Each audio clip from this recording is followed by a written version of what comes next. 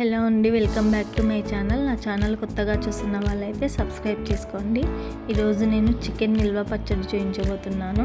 Chicken పచ్చడి చాలా process ఉంటుంది, ఎక్కువ టైం పడుతుంది అనుకుంటారు. ఇలా సింపుల్గా ఈజీగా చేసుకోండి, చాలా తక్కువ టైంలో అయిపోతుంది. టేస్ట్ కూడా బాగుంటుంది. నేను ఇక్కడ 1/2 kg చికెన్ తీసుకున్నాను. బోన్లెస్ చికెన్ తీసుకున్నాను. బోన్స్ ఉన్న చికెన్ అయితే ఇంకా టేస్టీగా ఉంటుంది. నేను ఈ చికెన్ని కొద్దిగా ఉప్పు పసుపు వేసి బాగా కడిగి ఇలా బౌల్లోకి తీసుకున్నాను. మంట సిమ్లో పెట్టి వాటర్ అండ్ ఆయిల్ ఏమీ వేయకుండా ఈ చికెన్ని ఇలా మధ్య మధ్యలో కలుపుతూ బాగా ఫ్రై చేసుకోవాలి. ఈ విధంగా ఫ్రై చేయడం వల్ల చట్నీలో చికెన్ పీసెస్ మెత్తగా ఉంటాయి. ఇలా చేయకుండా డైరెక్ట్గా ఆయిల్లో డీప్ ఫ్రై చేస్తే చికెన్ ముక్క గట్టిగా ఉంటుంది. ఇప్పుడు స్టవ్ పై ఒక కడాయి పెట్టి అందులో డీప్ ఫ్రైకి సరిపడా ఆయిల్ వేసి మనం ఇందాక కుక్ చేసుకున్న చికెన్ ముక్కల్ని ఇందులో వేసి ఫ్రై చేసుకోవాలి. చికెన్ ముక్కలు ఫ్రై చేసేటప్పుడు మంట మాత్రం సిమ్లోనే పెట్టండి. అప్పుడే చికెన్ ముక్కలు బాగా కుక్ అవుతాయి, స్మెల్ రావు. అండ్ మధ్య మధ్యలో కలుపుతూ ఉండండి, అడుగు అంటుకోదు. తర్వాత ఇందులో బిర్యానీ ఆకులు, 2 లవంగాలు, 2 చెక్క వేసి ఉడకనివ్వండి.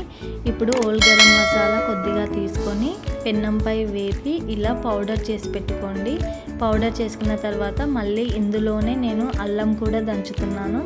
అల్లము చట్నీలోకి ఫ్రెష్గా ఉంటేనే టేస్ట్ బాగుంటుందని నేను ఇక్కడ అప్పటికప్పుడే ఫ్రెష్గా దంచుకుంటున్నాను. ఇలా దంచుకున్న అల్లంని పక్కకు పెట్టుకోండి. ఇప్పుడు చికెన్ అయితే మనకు బ్రౌన్ కలర్ అయిపోయింది కాబట్టి పక్కకు పెట్టుకోండి. ఇప్పుడు చికెన్ ఉడికించిన అదే ఆయిల్లో వేడిగా ఉన్నప్పుడే మనం ఇందాక దంచి పెట్టుకున్న అల్లం అండ్ 1 టీ స్పూన్ పసుపు వేసి ఒకసారి బాగా కలపండి. ఇప్పుడు ఇందులోనే నేను కారం వేస్తున్నాను. నాకు ఇక్కడ 4 టీ స్పూన్ల కారం పట్టింది. ఈ చికెన్కి ఇంతే సరిపోతుంది. ఒకవేళ కారం ఎక్కువ తినే వాళ్ళు ఉంటే ఇక్కడే ఒకసారి టేస్ట్ చూసుకొని మీకు ఉప్పు కారం సరిపోకపోతే ఇందులోనే వేసుకోండి. నేను ఉప్పు కూడా వేసాను ఇందులోనే, వీడియో తీయలేదు. ఇప్పుడు మనం ఇందాక దంచి పెట్టుకున్న గరం మసాలా కూడా ఇందులో వేసి ఒకసారి బాగా కలిపేసేయండి.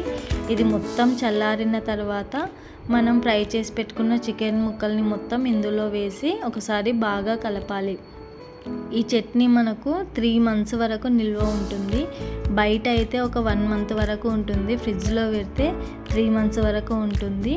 ఇలా చాలా సింపుల్గా ఈ చట్నీ చేసుకోవచ్చు. మీరు కూడా ట్రై చేయండి, టేస్ట్ అయితే చాలా బాగుంటుంది. ఇలా చేసుకున్న చట్నీని ఒక బాక్స్లోకి తీసుకోండి. ఇప్పుడు ఈ బాక్స్లో కొద్దిగా నిమ్మకాయ రసం వేసుకోండి. నేను ఇక్కడ 1 నిమ్మకాయ తీసుకున్నాను. నిమ్మకాయ రసం వేయడం వలన మనం తినేటప్పుడు టేస్ట్ పుల్లగా చాలా బాగుంటుంది. తర్వాత దీన్ని మూత మూసేసి ఒక రోజంతా అలాగే పెట్టండి. ఒక రోజంతా అలాగే పెట్టడం వలన అందులో ఉండే మసాలా మొత్తం చికెన్ ముక్కలకి బాగా పడుతుంది. అప్పుడు టేస్ట్ ఇంకా చాలా బాగుంటుంది. ఇలా వేడి అన్నంలో చికెన్ చట్నీ వేసుకొని తింటే చాలా బాగుంది. టేస్ట్ అయితే నాకైతే చాలా బాగా నచ్చింది. మీరు కూడా ఒకసారి ట్రై చేయండి. వీడియో నచ్చితే లైక్ చేయండి, సబ్స్క్రైబ్ చేయండి. Thanks for watching.